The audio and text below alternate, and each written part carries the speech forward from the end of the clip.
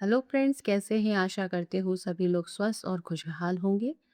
आज हम इस वीडियो में पढ़ने वाले हैं basic concept of hypothesis testing, जो कि किसी भी हाइपोथेसिस को टेस्टिंग करने के लिए बहुत ज़्यादा इम्पोर्टेंट होते हैं। तो चलिए बिना टाइम वेस्ट किए स्टार्ट करते हैं अपना ये वीडियो।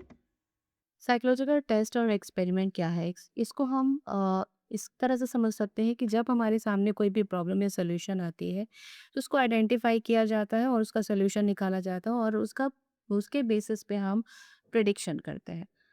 प्रिडिक्शन करने के लिए हमें उसके लिए इंडिपेंडेंट वेरिएबल और डिपेंडेंट वेरिएबल को यूज़ किया जाता है, जिसमें इंडिपेंडेंट वेरिएबल का इफेक्ट हम डिपेंडेंट वेरिएबल पे देखते हैं।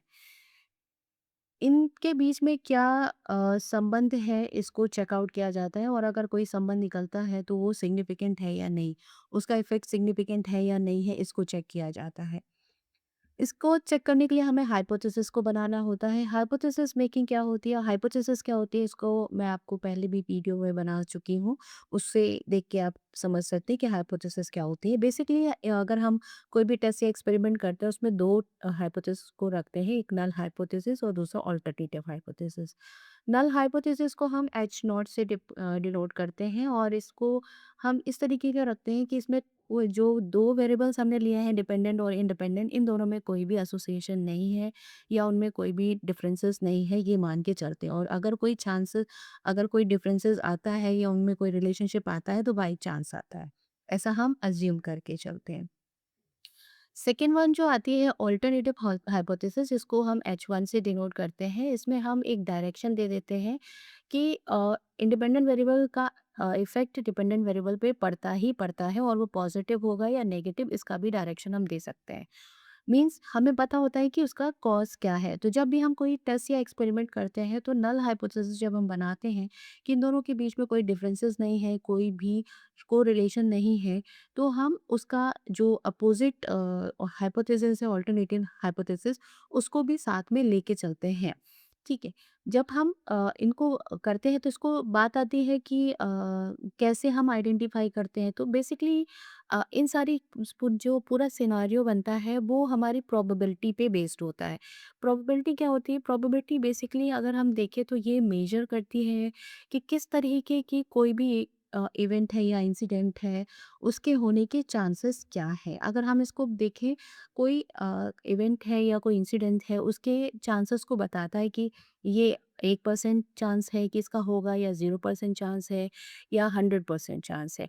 जब ये हम नंबर ऑफ इवेंट या उसके चांसेस के बारे में बता पाते हैं तो उसको हम प्रोबेबिलिटी में काउंट कर सकते हैं। इसको अगर हम बात करें तो एक मैथमेटिशियन थे जिनका नाम था पियरे सिमन लेपलेस। इन्होंने बताया था कि प्रोबेबिलिटी को हम इस तरीके से डिफाइन कर सकते हैं कि ये एक तरह का जो एक इवेंट होता है उसका जितने भी फेवरेबल आउटकम्स, यानी कि हम जो चाहते हैं या जो उसके चांसेस हैं कि हाँ इसकी यही चीज़ ही आएगी, उसके आने का रेशियो और जो उसका जो टोटल नंबर ऑफ चांसेस बनते हैं कि ये भी आ सकता है, मतलब घटित और ना घटित होने वाले चांसेस, दोनों का आउटकम को अगर हम देखें तो इन दोनों के बीच का रेशियो होता है, जिसको कि इन्होंने डिफाइन किया है इस फॉर्मूला से, जो कि आप स्क्रीन पे देख पा रहे हैं। इसमें बताया नंबर ऑफ फेवरेबल आउटकम्स जो होते हैं उसको डिवाइड किया जाता है total number of possible outcomes से। इसमें इसको अगर हम बात करें, इसको एग्जांपल के थ्रू हम देख सकते हैं कि हम कॉइन्स को देख सकते हैं। एक कॉइन लेंगे और हम देखते हैं उसकी प्रोबेबिलिटी कितनी है कि कितनी बार वो टेल या हेड आएगा। अगर हम एक बार उछालते हैं तो हमें इसकी प्रोबेबिलिटी ये रहती है कि 50-50% चांसेस होती है, या तो हेड आएगा या तो टेल आएगा। पर नंबर ऑफ टाइम्स हम अगर उसको बढ़ा दें तो उसकी प्रोबेबिलिटी बढ़ जाती है कि कितनी बार हेड आएगा, कितनी बार टेल आएगा। उसके एक रेशियो निकल के आ जाता है या एक चांसेस निकल के आ जाते हैं। तो इसको डिफाइन किया जाता है, जो कि ये डिस्ट्रीब्यूशन कैसे आ रहा है, इसको डिफाइन किया जाता है फ्रीक्वेंसी पॉलीएल से, जिसको कि हम नॉर्मल प्रोबेबिलिटी कर्व या एनपीसी भी बोलते हैं। इसको गॉसियन कर्व भी बोलते हैं और इसको एक और मैथमेटिशियन थे गॉस ने इसको डिफाइन किया था, जिसमें उन्होंने बताया था कि एक तरह का एक नॉर्मल डिस्ट्रीब्यूशन को ये डिफाइन करता है कि जिसमें मेजर जो डेटा होता है या कंटेक्ट होता है, वो कंटेक्स्ट होता है वो हमारा मिडिल पार्ट में आता है। तो एमपीसी को और अच्छे से समझने के लिए मैं एक नया एक सेपरेट इसका वीडियो बनाऊंगी। यहाँ पे अभी हम बात कर लेते हैं हाइपोथेसिस टेस्टिंग के जो इम्पोर्टेंट और बेसिक कॉन्सेप्ट है उनकी। तो नेक्स्ट आता है हमारा level of significance and level of confidence. ये दोनों अगर हम बात करें तो लगते सिमिलर हैं, बट ये सिमिलर है नहीं। ये दोनों एक दूसरे को कह सकते हैं एक दूसरे को पूरक करते हैं, एक दूसरे को सपोर्ट करते हैं। लेवल ऑफ कॉन्फिडेंस वो होता है जिसमें हम ये देखते हैं कि जो भी हमारा रिजल्ट आया है उसके जो भी हमारा कंक्लूजन आया है उसके करेक्ट होने के चांसेस कितने हैं। मेनली ये मेजर करता है कि उसकी सर्टेनिटी कितनी है। और अगर हम लेवल ऑफ सिग्निफिकेंस की बात करते हैं तो ये एक तरह के जो भी हमारा कंक्लूजन आया है उसकी प्रोबेबिलिटी को बताता है और उसमें ये दिखाता है कि कितने नंबर ऑफ चांसेस हैं कि वो उसमें एरर के कितने परसेंट चांसेस है या कितने परसेंट और भी उसके आउटलेयर्स हैं वो वहाँ एग्जिस्ट कर रहे हैं, या उसको कंक्लूड करने में हमें और कितने चीज़ों की मॉडिफाई या उसको सपोर्ट करने के लिए और भी कई और चीज़ों को मॉडिफाई करके उसको हम इम्प्लीमेंट कर सकते हैं, या हम उसको कितना सपोर्ट कर सकते हैं कि नंबर ऑफ परसेंटेज जो चांसेस हैं वो कितने बन रहे हैं। तो कह सकते हैं ये दोनों लगभग एक दूसरे को सपोर्ट करते हैं। इसको अभी हम एक एग्जांपल से भी समझ लेंगे। अभी हम फिलहाल इसमें देखते हैं लेवल ऑफ सिग्निफिकेंस पे अगर हम चेक करते हैं किसी भी चीज़ को, तो अगेन हम नल हाइपोथेसिस बनाते हैं और उसको हम देखते हैं कि कैसे उसको टेस्टिंग की जाती है। तो इसके लिए आप नल हाइपोथेसिस क्या होती है उसको और ब्रीफली समझना है। हालाँकि प्रीवियसली जो अभी हमने स्लाइड देखी थी उसमें मैंने आपको बताया था। बट आपको और ज़्यादा हाइपोथेसिस के बारे में पढ़ना है, जो डिफरेंट काइंड ऑफ हाइपोथेसिस होती हैं, चाहे वो प्रोबेबिलिस्टिक हो या नॉन पैरामेट्रिक हो। सारे तरह की हाइपोथेसिस मैंने एक वीडियो में बनाया है जिसका लिंक डिस्क्रिप्शन बॉक्स में दिया हुआ है, उसको आप देख सकते हैं। तो अब क्या होता है कि आप अगर हमको इसको समझना है कि लेवल ऑफ सिग्निफिकेंस में किस तरीके से टेस्टिंग की जाती है या उसको हम कैसे लेवल ऑफ सिग्निफिकेंस को कैसे समझ सकते हैं, तो उसको एक एक एग्जांपल लेते हैं। जैसे कि एक फार्मास्यूटिकल है जो इसने बनाया है, एक हेडेक रिलीफ पिल्स बनाई है।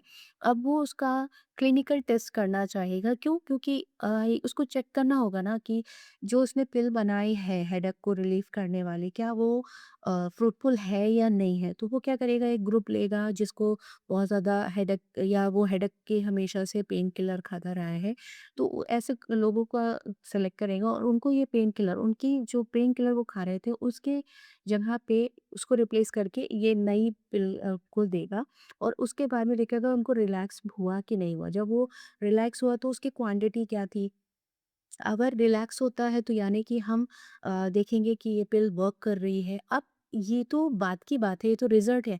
उसके पहले हम क्या करेंगे, नल हाइपोथेसिस बनाएँगे। तो नल हाइपोथेसिस क्या हो जाएगी हमारे यहाँ पे कि जो ये पिल है वो वर्क नहीं कर रही। क्यों? हम अज़्यूम करके चलते हैं कि नल हाइपोथेसिस में हम कोई भी डिफरेंसेस नहीं रखेंगे, जो भी एसोसिएशन है वो नहीं रखेंगे।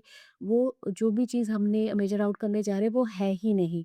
तो यहाँ पे हमने क्या किया कि जो नई पिल है वो वर्क नहीं करती है, किसमें? हेडेक को रिलीव करने में, जबकि हमको ये टेस्ट करना है। अब यहाँ पे ऑल्टरनेटिव क्या बन जाएगा इसका कि जो पिल है, वो जो न्यू पिल बनाई गई है वो वर्क करती है। जैसे ही हाइपोथेसिस नल हाइपोथेसिस रिजेक्ट होगी तो हमारी क्या प्रूफ हो जाएगी, ऑल्टरनेटिव हाइपोथेसिस प्रूफ हो जाएगी। तो ध्यान रखिएगा जब भी हम नल हाइपोथेसिस बनाते हैं तो हम उसको रिजेक्ट करने के लिए ही बनाते हैं, ताकि हम उसके ऑल्टरनेटिव जो हाइपोथेसिस है उसको चेकआउट कर सके। तो आई होप इसका इतना समझ में आ रहा होगा।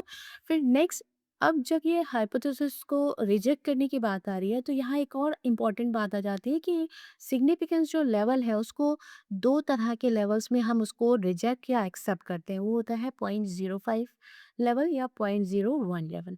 0.05 और 0.01 लेवल पे हम क्या चेक करेंगे, तो ये होता है पी वैल्यू। पी वैल्यू वो होती है जो हमने डेटा कलेक्ट किया था नंबर ऑफ जो रिस्पोंडेंट थे उनको हमने पिल्स देके उनका जो डेटा कलेक्ट किया था कि इतने रिस्पोंडेंट को ये रिलीफ लगा और इतने रिस्पोंडेंट को रिलीफ नहीं लगा।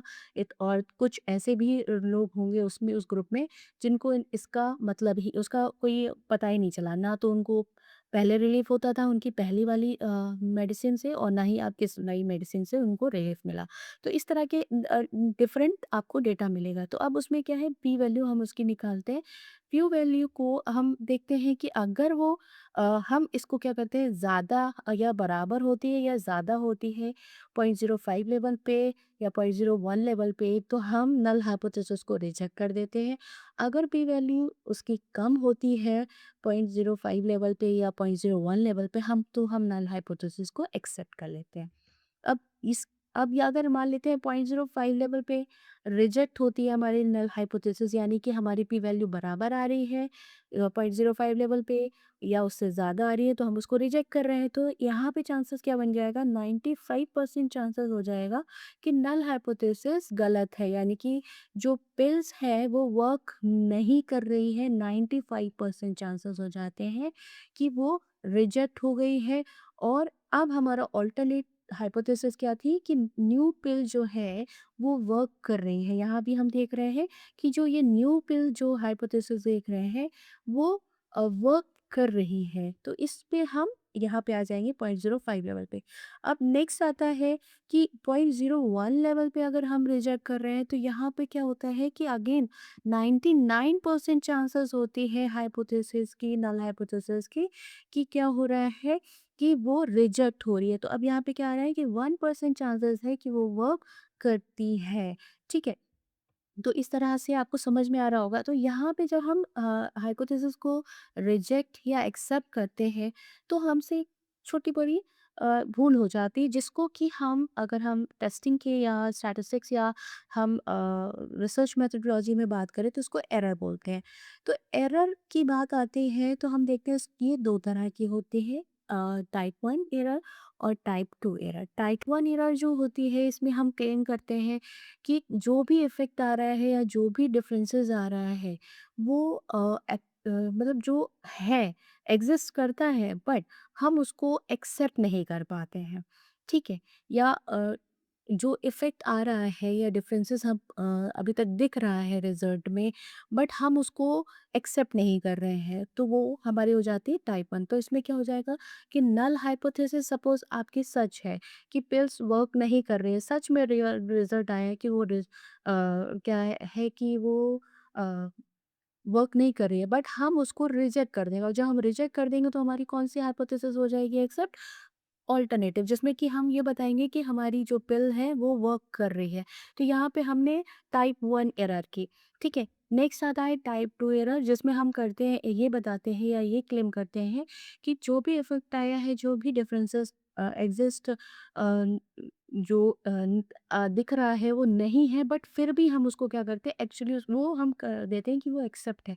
हाँ, वो दिखाई दे रहा है, ठीक है? तो यहाँ पे क्या हो जाएगा, नल हाइपोथेसिस जो कि उसमें डिफरेंसेस नहीं है, उसके बावजूद हम उसको एक्सेप्ट कर रहे हैं।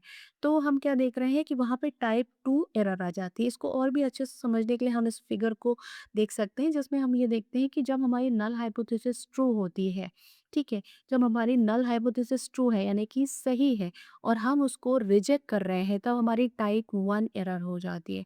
और जब हमारी नल हाइपोथेसिस सही नहीं है और हम उसको एक्सेप्ट कर रहे हैं, तो टाइप 2 एरर हो जाती है। यानी कि यहाँ पे हम देख रहे थे कि जो सही डिसीज़न था उसको हम रिजेक्ट कर रहे थे, और जो गलत डिसीज़न है उसको हम एक्सेप्ट कर रहे हैं। तो सही डिसीज़न को अगर हम एक्सेप्ट कर रहे हैं तो टाइप 1 आ रहा है, और जब गलत डिसीज़न को हम एक्सेप्ट कर रहे हैं तो हम क्या कर रहे हैं, टाइप 2 एरर हो आ रहा है। आई होप आपको समझ में आया होगा। नेक्स्ट हम देखते हैं लेवल ऑफ कॉन्फिडेंस, जो कि और दूसरा इम्पोर्टेंट जो होता है, जो कि अभी हमने पहली स्लाइड में भी देखा था इसमें, कि अब जब ये हम लेवल ऑफ सिग्निफिकेंस के आए हुए जो रिजल्ट्स होते हैं उसको देखते हैं कि एक जगह पे एक ग्रुप पे हमने इम्प्लीमेंट करके देख लिया कि ये चीज़ें हुई, सिग्निफिकेंस लेवल हमने देख लिया, नल हाइपोथेसिस रिजेक्ट हुई है, ऑल्टरनेटिव हाइपोथेसिस एक्सेप्ट हो गई, तो यानी कि वो जो पिल बनाई गई थी हेडेक के लिए वो अभी वर्क करती है, यानी कि न्यू पिल ज़्यादा मॉडिफ़ाई करके बनाई गई है और वो वर्क करती है। अब यही चीज़ बार-बार अगर अलग-अलग लोगों पे, अलग-अलग जगह के लोगों पे यही इम्प्लीमेंट किया जाए, तो लेवल ऑफ कॉन्फिडेंस क्या हो जाता है? बढ़ जाता है। वो क्यों? क्योंकि लेवल ऑफ कॉन्फिडेंस बढ़ा बताता है कि जो परसेंटेज है रिज़ल्ट का, वो कितना ज़्यादा कैलकुलेट हो रहा है, यानी कि कितना ज़्यादा कॉन्फिडेंस उसमें एक एक बताता है कि ये कितने परसेंट चांसेस हैं कि वो सही है। तो ये एक तरह का इंटरवल को बताता है कि ये कहीं के भी इंडिविजुअल को अगर ये पिल खिलाई जाएगी जिनको हेडेक होता है, उस उनके हेडेक रिलीफ पिल को हटा के रिप्लेस करके उनको खिलाई जाए, तो वो इम्प्लीमेंटेबल है। यानी कि लेवल ऑफ कॉन्फिडेंस में हम ये देखते हैं कि number of repeat of the experiment हम रिपीट करते जाते हैं, और जब रिपीट करते-करते उसके रिजल्ट सिमिलर आते हैं, तो हम देखते हैं कि वहाँ पे एक रिलायबिलिटी का कॉन्सेप्ट बन जाता है, जो कि उसकी सर्टेनिटी को बताता है। तो यहाँ पे लेवल ऑफ कॉन्फिडेंस बढ़ जाता है। तो जब हम लेवल ऑफ सिग्निफिकेंस पे अपनी पी वैल्यू को चेकआउट करते हैं और उसको उसके बिहाफ पे हम एक अपने रिजल्ट को कंक्लूड करते हैं, तो लेवल ऑफ कॉन्फिडेंस भी उसको एक सपोर्ट करता है कि नंबर ऑफ जो केसेस हैं या एक्सपेरिमेंट्स हैं, वो भी ये शो कर रहे हैं कि ये पिल अ, सभी पे इम्प्लीमेंटेशन किया जा सकता है और ये सेफ ज़ोन में रह के वर्क करती है। तो आई होप आपको समझ में आया होगा। ये वीडियो यहीं तक। नेक्स्ट वीडियो में एमपीसी कर्व को हम काफ़ी डिटेल में पढ़ेंगे और डिग्री ऑफ फ्रीडम को देखेंगे, जो कि अगेन हाइपोथेसिस टेस्टिंग और कह सकते हैं रिसर्च मेथोडोलॉजी का बहुत ही इंपॉर्टेंट टॉपिक है। तो नेक्स्ट वीडियो में हम फिर मिलेंगे। तब तक के लिए take care and stay tuned.